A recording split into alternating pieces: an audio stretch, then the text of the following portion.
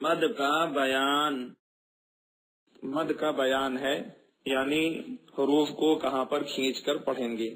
تین طرح کے مد ہوتے ہیں، ایک حروف مدہ جو مد متصل کہلاتا ہے، دوسرا مد منفصل کہلاتا ہے، اور تیسرا مد لازم کہلاتا ہے۔ مد متصل کہتے ہیں کہ اگر حروف مدہ کے بعد حمزہ اسی کلمے کے اندر یعنی اسی ورڈ کے اندر آ جائے تو وہ مد متصل ہوگا۔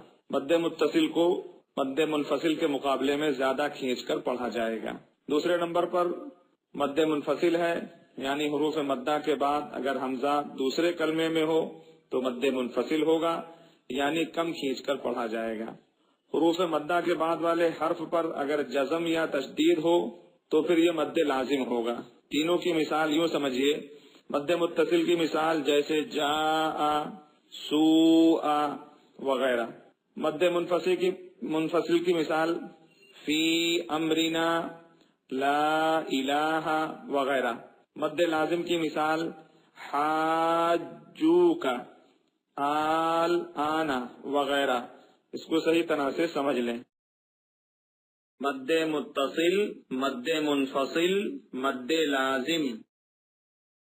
جیم الف زبر جا، اوپر مد، جا حمزہ زبر آ، جاء۔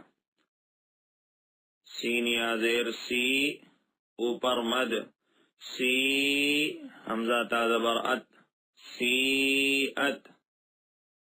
سین واو پیش سو، اوپر مد، سو حمزہ پیش او، سو او۔ فا یا زیر فی، اوپر مد، فی حمزہ میم زبر ام، را زیر ری، امری۔ نون الف زبر نا، امرینا، فی امرینا۔ لام الف زبر لا، اوپر مد، لا حمزہ زیر ای، لا ای۔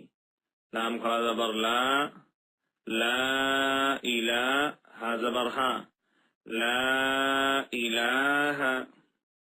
حمزہ نون زیر ان، نون الف زبر نا، اننا۔ حمزہ نون زبر ان، زا لام زبر زل، انزل۔ نون الف زبر نا، انزلنا، انا انزلنا۔ حمزہ لام کھڑا زبر آل، اوپر مد، آل حمزہ کھڑا زبر آ، آل آ۔ نون زبر نا، آل آنا۔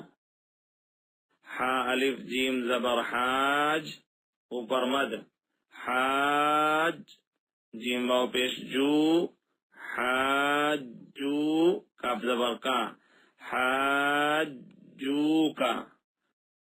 واو صاد زبر وش، صاد فا کھڑا زبر صاف، والصاف، اوپر مد، والصاف۔ فا کھڑا زبر فا، والصاف فا، تازیر تی، والصافاتی۔